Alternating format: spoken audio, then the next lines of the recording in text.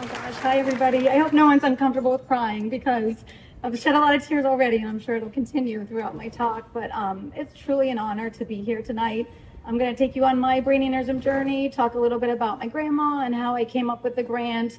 But before I do that, I really just want to thank Erin and Christine for just founding the B Foundation. And I think, not only have you created a world-class organization and funded amazing research and raised awareness, but you've really created a family. And I think that's really remarkable. And I think a lot of survivors, they need you guys. We all need you guys. I also just want to quickly point out my family. My cousin and my parents came from Pittsburgh, and my husband and my kids all over in Lincoln are here from Vermont. And then just really all of you guys, I am so humbled that you guys probably had to take a day off of work and you're spending a lot of money to be here, and there's so many great causes to be donating to, and the fact that you're all here and saying that brain aneurysms are important, it's just so remarkable and so humbling. I didn't think I was gonna be this bad crying, sorry.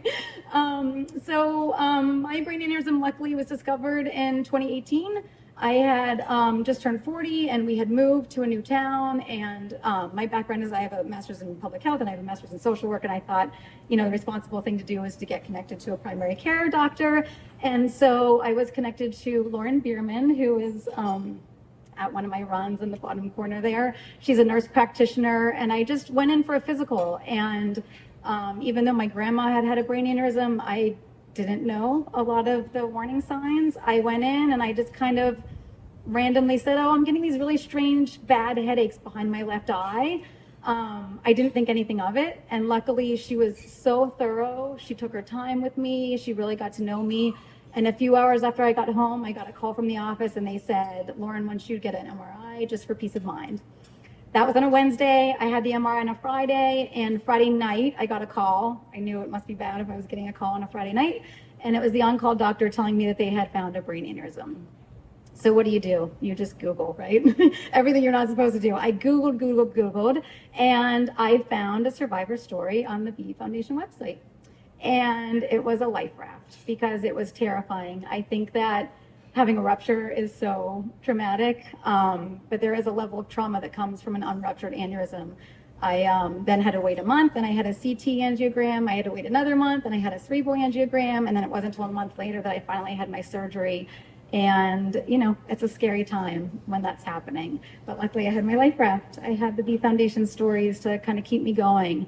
I had my surgery with Dr. Bruce Tranmer, who's in the bottom left picture. Aside from my family, he's the love of my life. If anybody here as a neurosurgeon, you get it. Not too long after that, I think George Floyd had just been murdered. I was thinking a lot about kind of my purpose. I was thinking a lot about my grandma. I truly believe that my grandma's suffering is why I'm here. In the early 1970s, the treatment was they wrapped gauze around her brain aneurysm.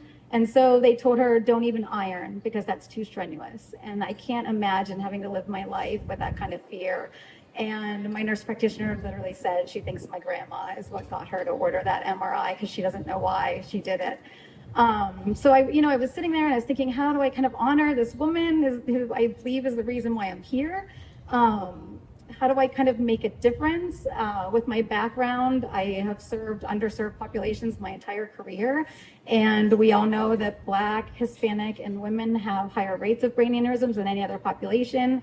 Women researchers are always funded less than their male counterparts. Hopefully that's changing. And so I kind of called Erin and we had this conversation about this idea that I had to fund a health equity grant that would be specifically for Black, Hispanic, and female research. And I really wanted it to go to a female researcher. And Erin, luckily, was totally on board. Thank you to the Scientific Advisory Board who's here because they also approved it. But it was hard. It's hard to find the right researcher. It's hard to raise the money. We did 3 Rita Skurtich runs every year since back to COVID. And a lot of it was my family and friends raising the money for it. It just really feels good to kind of honor my grandma by naming it after her. And I just really my vision, I think I said to Erin, how are we going to find this unicorn of a person that's a woman that's doing research specifically on Black, Hispanic, and female research? And the first round, we didn't find that person. And I have so much respect for Erin that she said, okay, so this round we won't fund it and we'll do it again next year. And luckily we did, because Natalia is a dream come true. Her intelligence, her research, her personality, her heart, just everything about Natalia is completely perfect. It's not lost on me that a lot of people here have lost someone. I'm seeing a lot of tears, and I suffered really badly from survivor's guilt for a very long time. And I think that in some way, this was kind of me paying my dues to my grandma and kind of paying it forward to other people. So it's not lost on me that there are people here who have lost someone very close to them. So I just kind of want to honor you guys too, but thank you. Thank you very much.